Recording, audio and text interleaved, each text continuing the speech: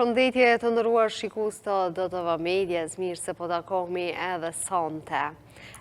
Fillimisht do të nisim këtë emision në lidhje me lajmin që sot ish presidenti i vendit, Hashim Thaçi, ka ardhur në Kosovë dhe ka vizituar varrin e babait të tij tashmë të ndjer, ashtu edhe familjarët e vet. E në lidhje me këtë temë, me mua në lidhje direkte është Ilir Bekteshi, avokat i cili do të na njoftojë më shumë se cilat janë procedurat që është dashur të ndjekë zotëri Thaçi për të ardhur në Kosovë dhe mos lejimin e tij që të vijë në varrimin e babait së tij pavarësisht kërkesës që është bërë. Zotëri Bekteshi, faleminderit shumë që gjete kohë që të jesh pjesë e Infodes. Përshëndetje nderuar për ju dhe shikuesit, faleminderit jam pjesë e kësaj interviste.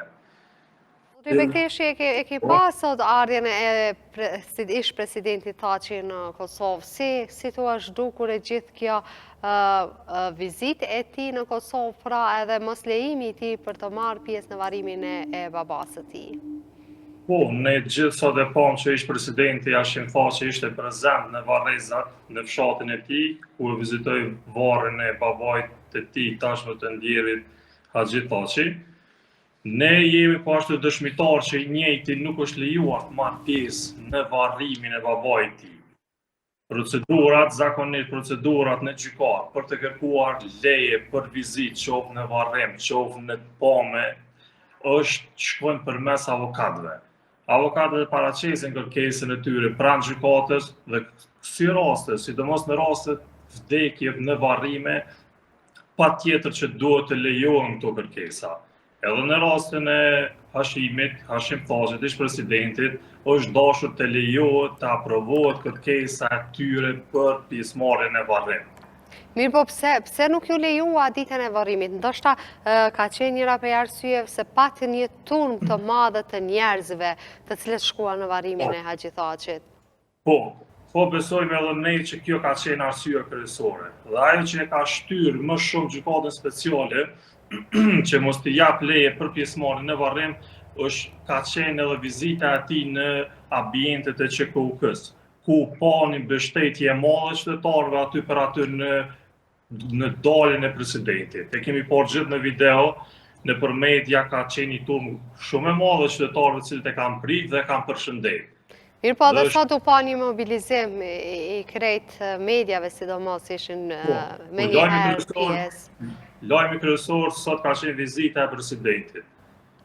Dhe për këtë arsye, besojmë që gjykata speciale e ka paramenduar që në varrim ka me pas një turm e madhe njerëz, siç edhe ndodhi. Ne po gjithë ka pas edhe patjetër që ish presidenti do të kishte pas kontakte me do kënd aty në varrim. Mirë, po ne kemi pa që presidenti nuk e ka thyer asnjë nga rregullat e tjera në vizitën e tij më parshme.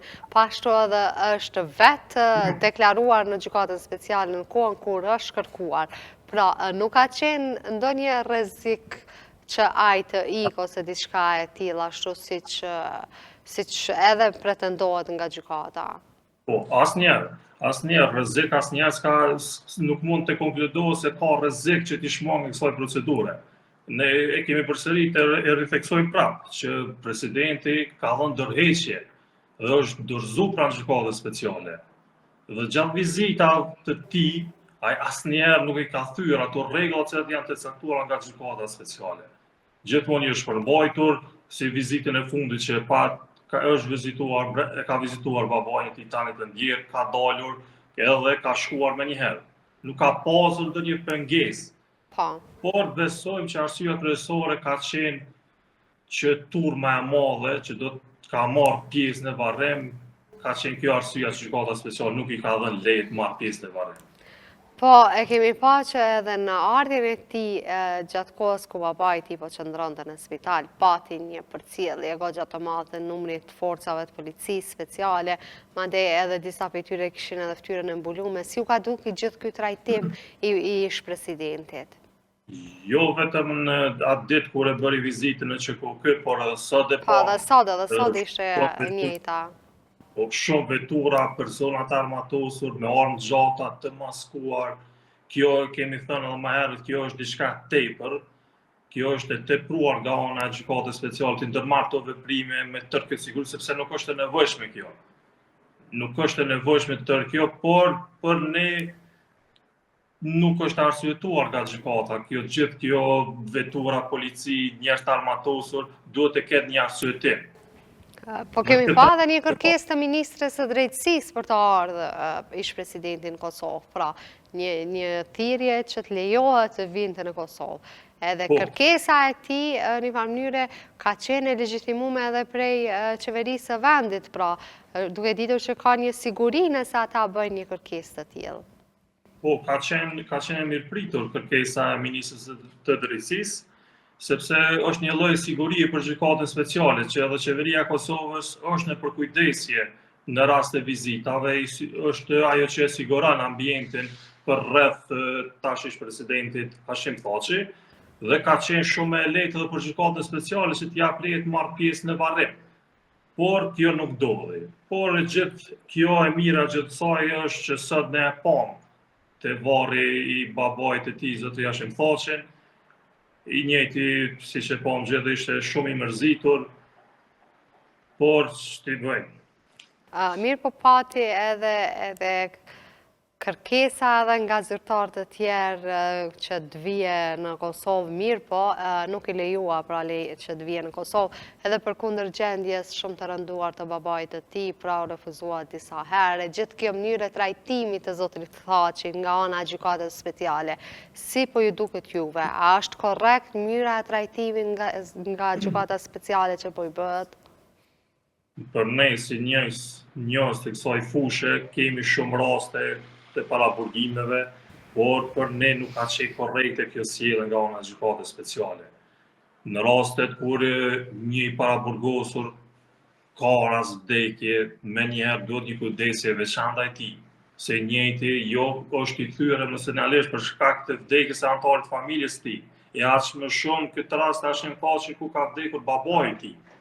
Do gjykata speciale është dashur ta ketë në konsiderat këtë, të jep leje për vizita më shumë, jo vetëm një atë që e bëre në SHKK, po edhe vizitat e tjera, njështë ta ketë më të lehtë, sepse babait i tij ka qenë i shtrirë, ka kohë që është i shtrirë në SHKK dhe që është gjendje të keqe shëndetësore. Si raste gjykata vepron me kujdes, kemi raste të shumta që leje për pjesëmarrjen e varrim as që diskutohet. As që diskutohet. Gjithmonë nuk di që ka ndodhur ndonjë rast që i paraburgosi ka paraqitur kërkesë për pjesëmarrjen e varrim dhe nuk është aprovuar. Shumica është aprovuar. Sigurisht, ne kemi pas edhe përvoja të kaluara edhe gjatë gjykimit në Hag të zotëri Ramush Haradinaj, ku është lejuar që të vijë në varrimin e vllaut të tij. Pra, është kjo një rast pak më ndryshe se që jemi mësuar pa. Unë falenderoj shumë që përsëri gjete kohë që ti jesh pjesë e Infodesë dhe na japësh këto detaje në lidhje me ardhjen e zotërit Thaçit në Kosovë. Faleminderit shumë për juve, ju uroj suksese. Faleminderit shumë. Përshëndet. E tani më të nderuar shikues, ne ndjekim një blok të lajmeve që kanë karakterizuar ditën e sotme, pashtu dhe disa nga reagimet për ardhjen e ish presidentit të vendit në Kosovë, për të rikthyer në studio me bisedën. Ish presidenti Hashim Thaçi sot ka përfunduar vizitën e tij, që e pati tek familja në Buroj, ku aty ka ende të pame pas vdekjes së babait të tij Haxhi Thaçit.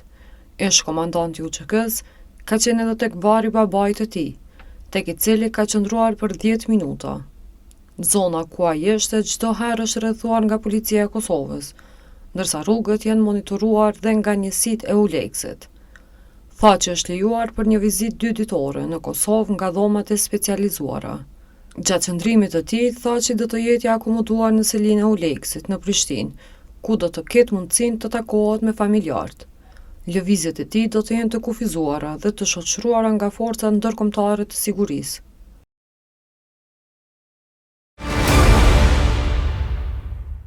Presidentja e Kosovës Vjosa Osmani tha se vetëm në fillim të vitit të ardhshëm do të mund të diskutohet lidhur me synimin e saj për një mandat të dytë. E pyetur nëse po synon ta vazhdoj mandatin edhe për 4 vjet të tjera, Osmani tha se asnjë vendim i saj politik nuk është bazuar në kalkulimet se ku do të jetë ajo, por si janë interesat e qytetarëve të Kosovës. Në fillim të vitit të ardhshëm, ne do të diskutojmë për këtë çështje. Përgjatë gjithë karrierës sime politike, kam punuar duke pasur parasysh vetëm e vetëm interesin e Republikës së Kosovës dhe të gjithë qytetarëve të saj.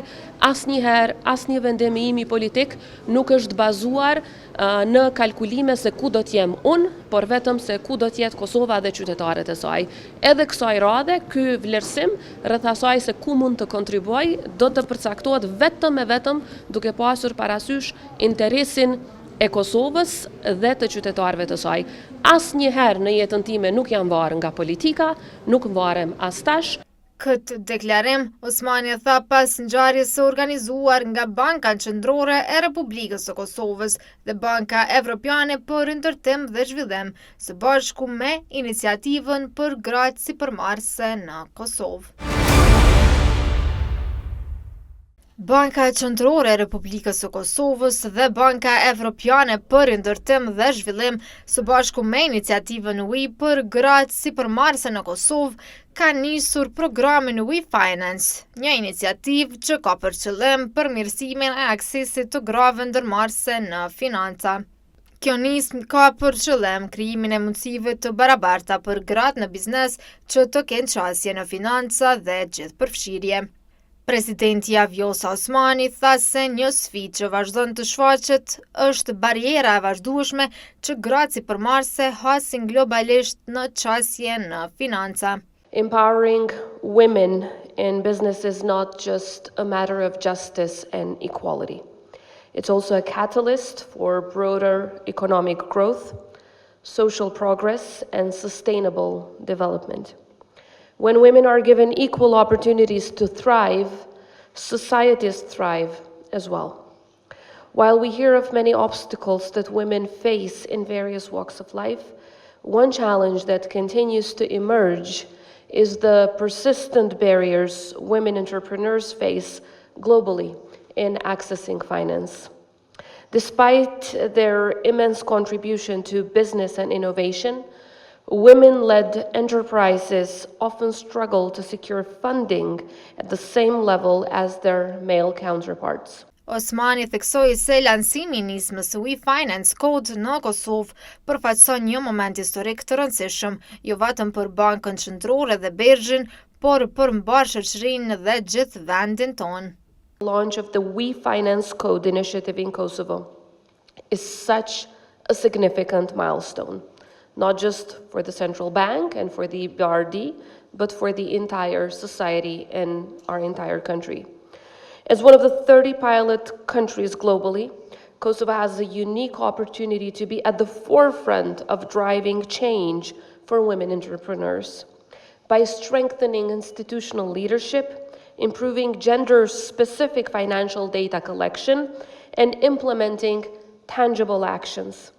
Guvernatori i BÇK-s, Ahmet Ismaili, tha se fokusi në kuadër të këtij projekti do të jetë përmirësimi i infrastrukturës së të dhënave, lehtësimi i qasjes në financa dhe nxitja e përfshirjes financiare, veçanërisht për gratë në biznes.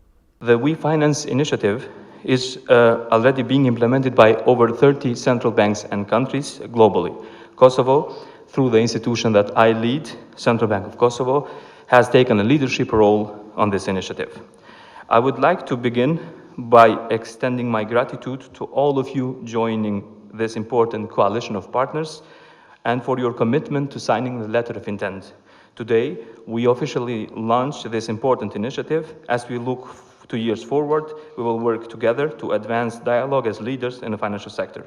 Our focus will be on improving data infrastructure, enhancing access to finance, and driving financial inclusion, especially for women in business, while also work toward a more inclusive financial ecosystem for all. Përveç kësaj, Ismaili potencoi se përmes këtij projekti, BÇK synon të zhvillojë një panel treguesish, i cili sipas tij do të zhurmojë dhe të raportojë mbi indikatorët kyç të përfshirjes financiare.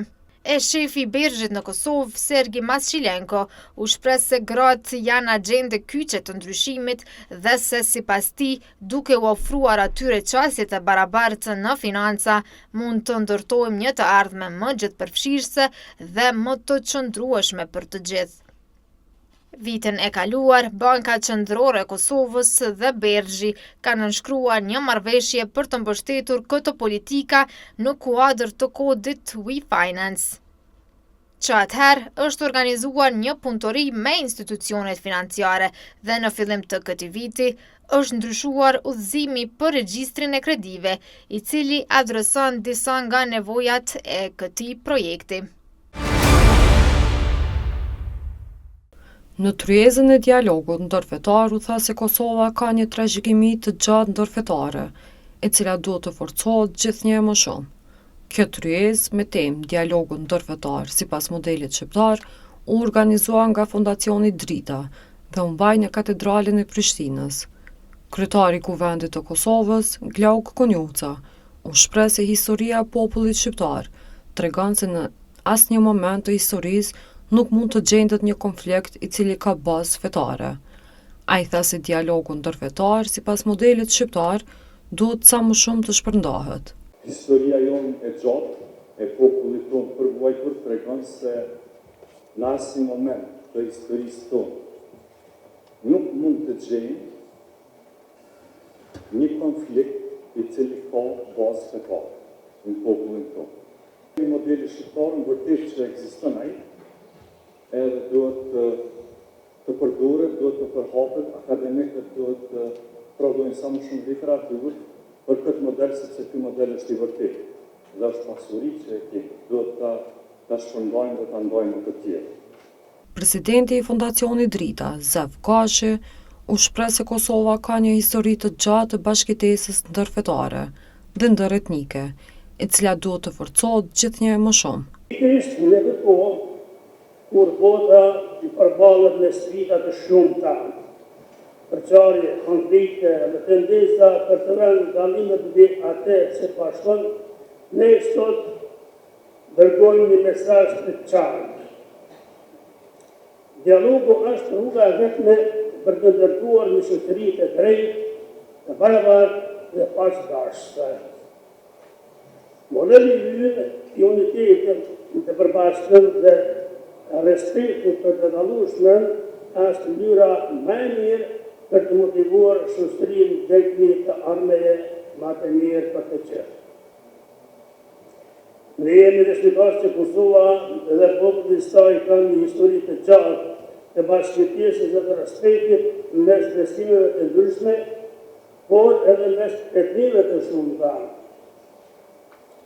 Kjo është një trashëgimi e çmuar që jotëm duhet ruajtur, por edhe forcuar gjithë më shumë.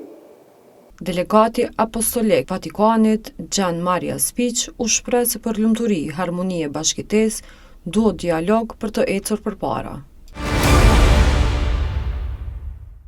E pas bloku të lajmeve u kthyem në studio për të folur në lidhje me shtrejtimin e rrymës, ku kësaj radhe do të pritet që të shtrejtohet për 15%, si që tha edhe nga të gjitha mediat, po ashtu edhe nga zyrtarët të Keskos në Kosovë. Pra me mua në studio është Loan Hasana, i cili do të na njoftoj më shumë në lidhje me iniciatives që keni ndërmarrë në lidhje me lejimit të shtrejtimit të rrymës. Faleminderit shumë Loan që gjeti kohë që të vish në Info.de. Faleminderit edhe juve për ftesën, kënaqësi me qenë këtu.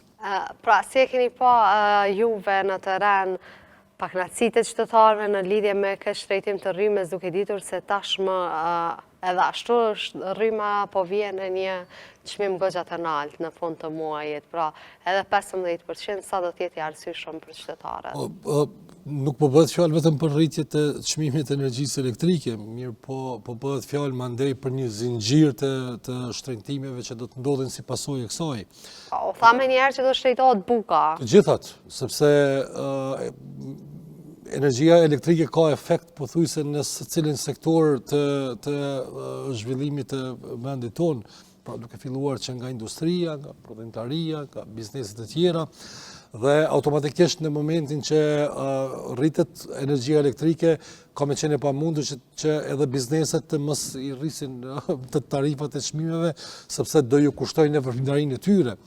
Andaj është vërtet shqetësuese dhe po shihet një shqetësim pothuajse prej secilit qytetar që jeton në Kosovë, sepse kjo na prek të gjithëve. As më pak kur dihet që kjo po ndodh në një kohë të një inflacionit i cili çdo ditë po shkon lart e më lart, e në anën tjetër standardi ynë njësor po mbetet aty. Pra ne shohim fare pak lëvizje të cilat ndihmojnë qytetarin, pra që është rritja e pagave, qoftë në sektorin publik, qoftë në sektorin privat, pra niveli i pagës së sotshme edhe me këto çmime që është dhe është mjaft problematik. Dhe lere me tani që të shkoj në 15% çmimi i rrymës dhe bashkë me të dhe rritja e çmimeve. Pra në Kosovë Luan dihet që është 350 euro pra paga minimale. Nëse rryma shkon edhe për 15%, pra të vjen dikon rrym 100-150 euro në muaj, plus edhe këto harxhime që janë ushqimore. Pjesë e madhe e shoqënisë e shqiptarëve të këtij vendi nuk do ta kenë të mundur që ta përballojnë.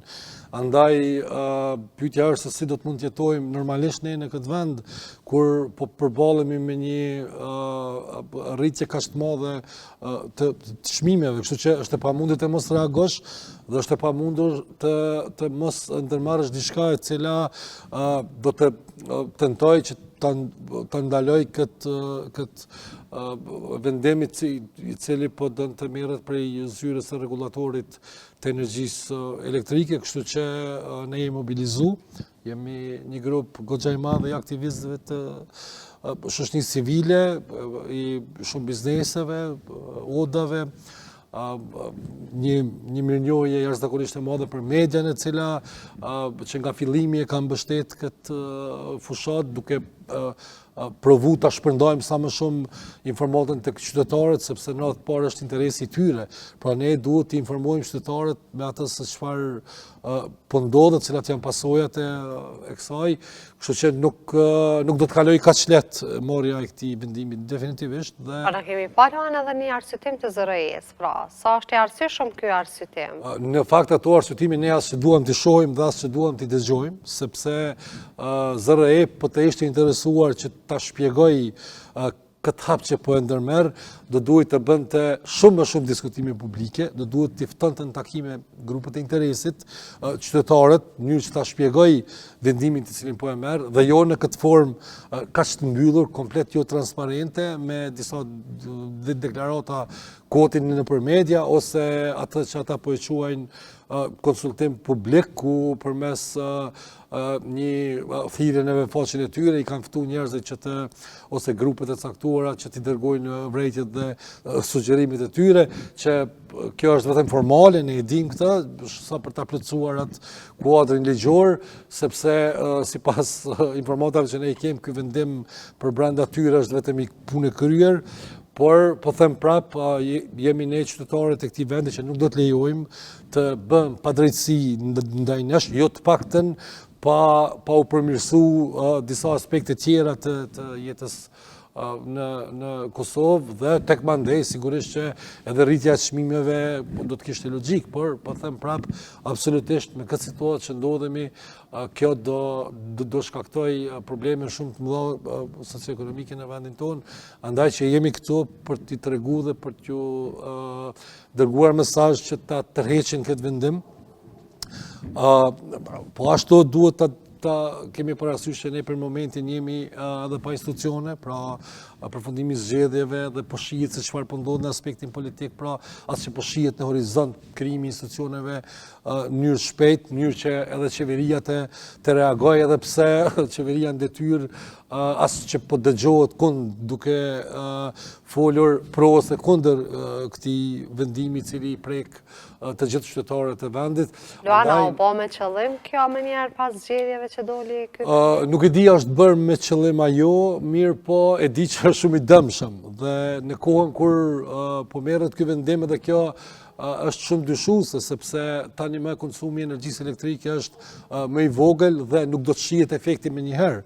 Pra, efekti i këtij çmimi do të shihet kur ne do të hyjmë në periudhën e dimrit, kur do të rritet konsumi dhe atëherë do të shohim se çfarë faturash të energjisë elektrike do të vinë për qytetarët. Por u tha se do të ketë edhe një rritje tjetër ka fundi i vjeshtë. Kush garanton që nuk do të ketë edhe rritje të tjera, prandaj po them qytetarët e këtij vendi kanë shumë nevojë ta kenë mundësinë për të jetuar normalisht. Dhe të jetosh normalisht do të kesh kushtet bazë, pra hyrat që ti merr nga puna jote e përditshme të mjaftojnë për të jetuar. Dhe duke qenë që ne paga minimale është ajo që është, madje edhe paga mesatare është shumë e vogël sa për të mundur të mbulojmë të gjitha shpenzimet tona të jetës, andaj definitivisht ky vendim nuk duhet të merret dhe ne do të bëjmë gjithçka, kuptohet demokratike, që kjo të mos ndodhë. Nderuar, ju më thatë se keni pas një takim sot edhe me avokatin e popullit. Pra, si ka shku takimi me avokatin e popullit? A ishte për krahas ai iniciativës juaj? Po në vazhdën e shumë takimeve që po i kemi me plot institucione të ndryshme, jo qeveritare, me oda ekonomike, me kompani të ndryshme, sot ishte takimi edhe me avokatin e popullit, i cilin e falenderojmë për pritjen. Ne shkuam që ti shprehim shqetësimet tona dhe ta informojmë me atë se çfarë është duke ndodhur. Sigurisht që avokati ishte shumë i informuar me atë që po ndodh dhe na premtoi që shumë shpejt do të del me një qendrim, pasi që ti konsultoi edhe të gjitha materialet dhe dokumentet e nevojshme në lidhje me këtë që po ndodh. Absolutisht që avokati është aty për të mbrojtur drejtat e qytetarëve, por është avokati gjithë neve, andaj e ka edhe obligim dhe detyrë që kur qytetarëve ju bëhen padrejtësi, ai të reagoj. Mirë, po kanë mbetur edhe pak ditë Luan derisa që ky vendim të hyjë në fuqi. Sa jemi të shku në hapat e dur që të mos lejohet deri në fund. Pra, do të kemi iniciativa, protesta ose diçka të ngjashme që të ndalet. Ne jemi aktualisht kemi një peticion online të cilin e kemi shpërndar tek qytetarët që ta nënshkruajnë. Në krahas kësaj jemi duke punuar dhe duke ftuar gjithë qytetarët që të dërgojnë sa më shumë kundërshtime tek zyra rregullatorit për energji. Krahas kësaj jemi duke punuar edhe vetë një material të cilin do e dërgojmë aty. Dhe nëse shohim që nuk ka reflektim, sigurisht që protestat janë të pashmangshme dhe do të jenë protesta të vazhdueshme. Do të ketë edhe hapa të tjerë derisa vendimi të mos merret, po edhe nëse merret të tërhiqet, sepse me të vërtetë nuk do të ndalemi me vetëm një fushat.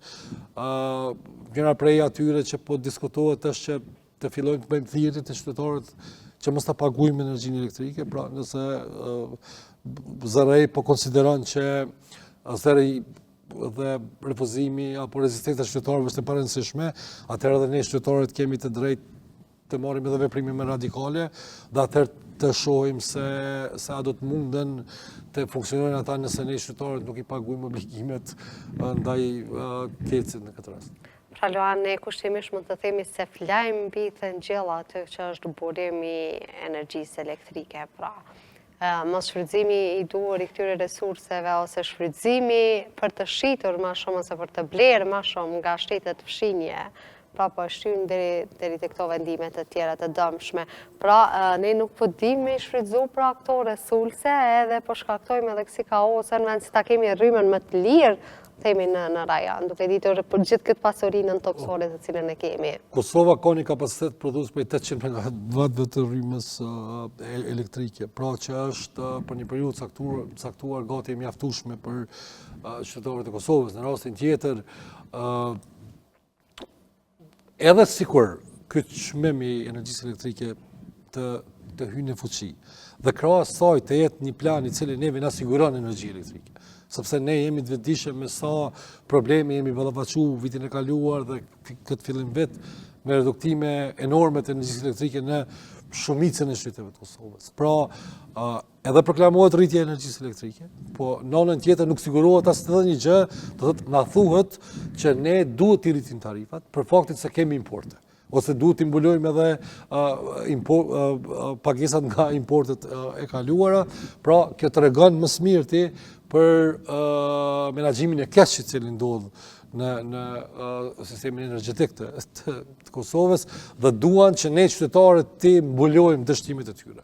Kështu që absolutisht jo, ne do të kërkojmë edhe llogari, edhe përgjithësisht sepse edhe si i tillë sistemi energjetik ka shumë probleme të evidente, pra duke filluar që nga transmisioni, duke filluar që nga reduktimit për cilat folim, që nga faturat të cilat vinë shumë të larta edhe me çmimin aktual dhe as edhe një lëvizje nuk bëhet për përmirësimin e këtyre, në orën tjetër neve na kërkohet që të paguajmë më shumë.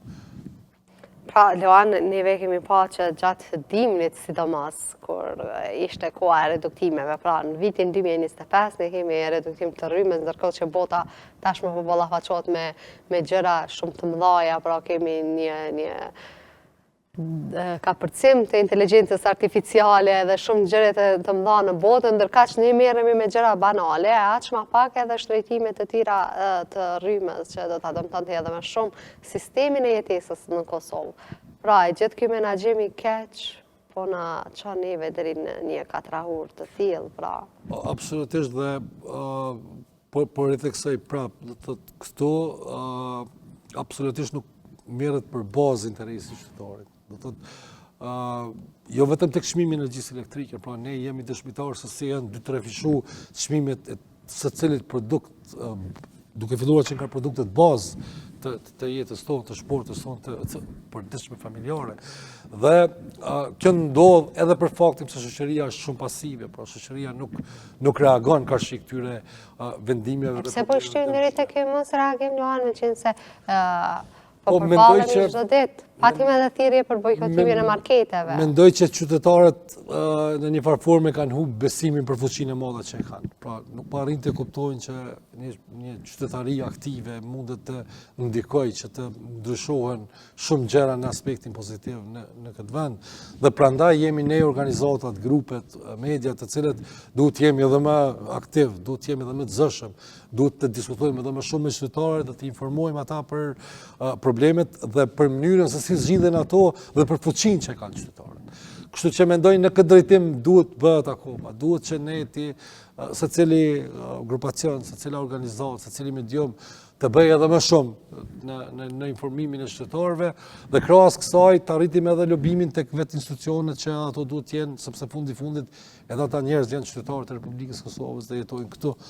Kështu që tëra çfarë kërkohet është një qytetari të jetë më aktive.